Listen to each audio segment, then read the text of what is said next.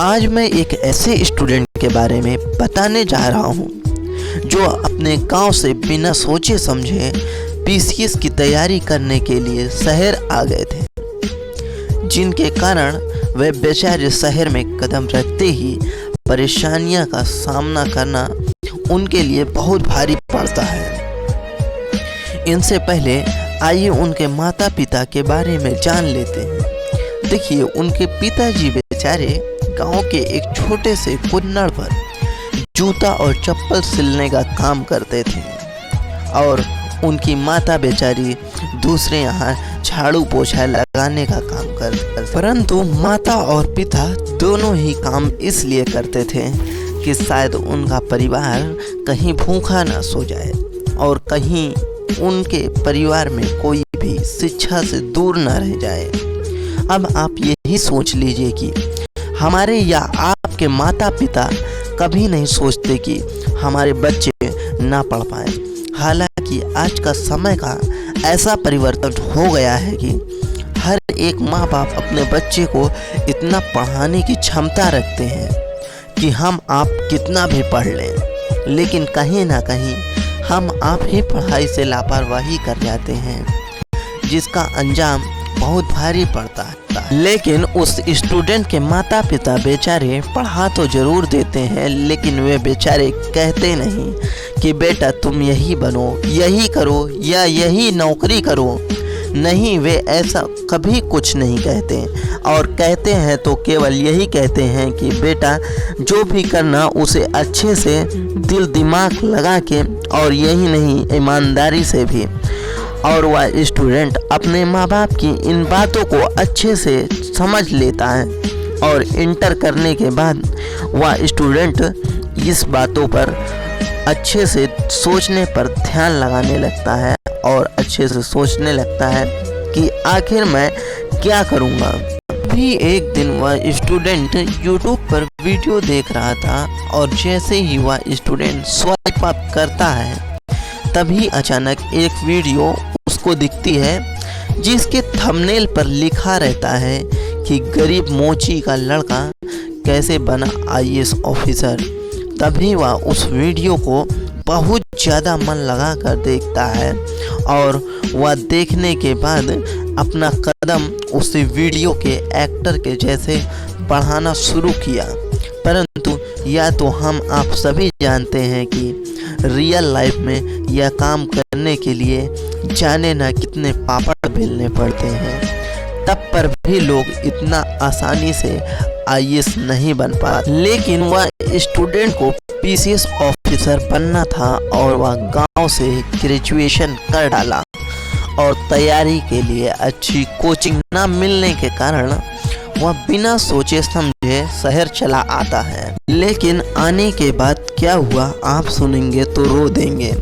वह स्टूडेंट गांव से आकर ही अपने दोस्त यहाँ रुकता है और वहाँ वह स्टूडेंट कुछ कमाने का व्यवस्था बनाता है जिससे वह रेंट पर रूम ले सके। तभी कई इधर उधर मॉल वगैरह में जाकर जॉब की तलाश करता है, लेकिन उसे कहीं कुछ नहीं मिलता और दोस्त यहाँ रुके धीरे धीरे 3 दिन 4 दिन हो गया। वह स्टूडेंट बेचारा फिर इधर उधर जाकर जॉब की तलाश करने लगा, लेकिन फिर भी उसे जॉब कहीं नहीं मिली। उसका दोस्त हेल्प किया लेकिन वह भी असमर्थ रहता है।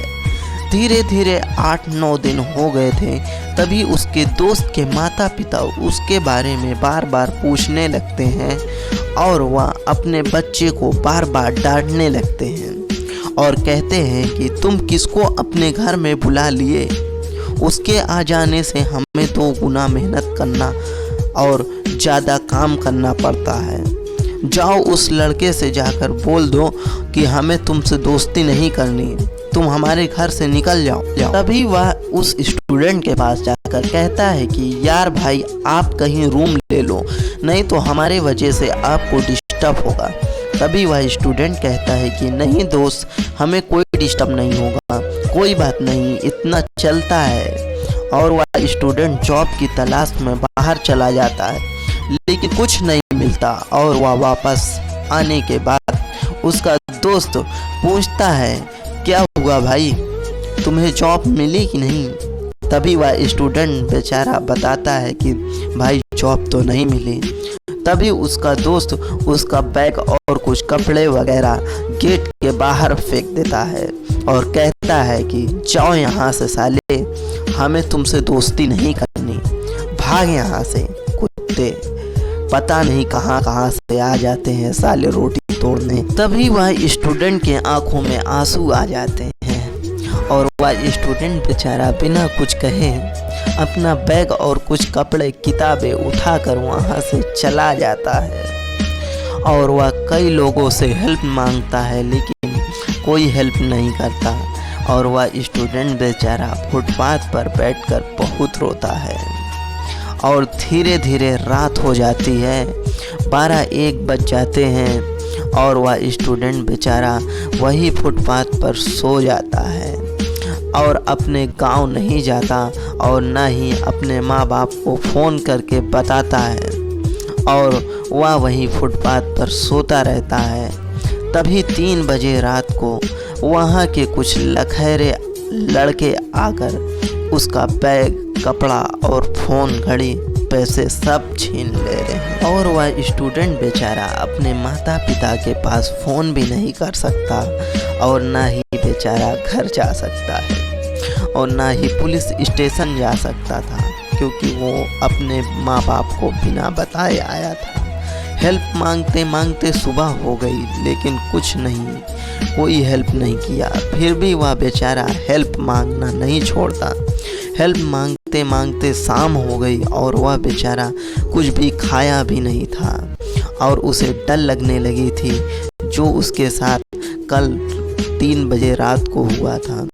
परंतु कोशिश करते करते उसे एक व्यक्ति मिल ही जाता है जो एक एयरफोर्स ऑफिसर होते हैं। तभी वह स्टूडेंट से वह एयरफोर्स ऑफिसर पूछते हैं कि आप क्या करते हो?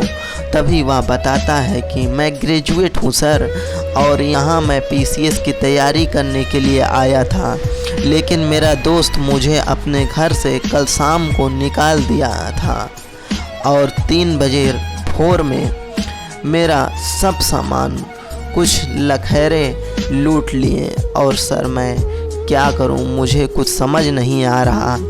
तभी एयरफोर्स ऑफिसर बोलते हैं कि हमारे घर चलोगे?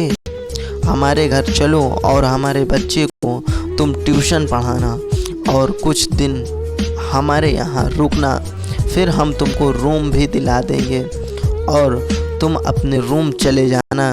भी स्टूडेंट हाँ करता है और खुश हो जाता है और एयरफोर्स ऑफिसर उसको वहाँ से लेकर अपने घर चले जाते हैं और उस स्टूडेंट को एयरफोर्स ऑफिसर अपने यहाँ खाना पीना भी सब कुछ खिलाते हैं। और दूसरे दिन से वह स्टूडेंट एयरफोर्स ऑफिसर के बच्चों को ट्यूशन पढ़ाने लगता है।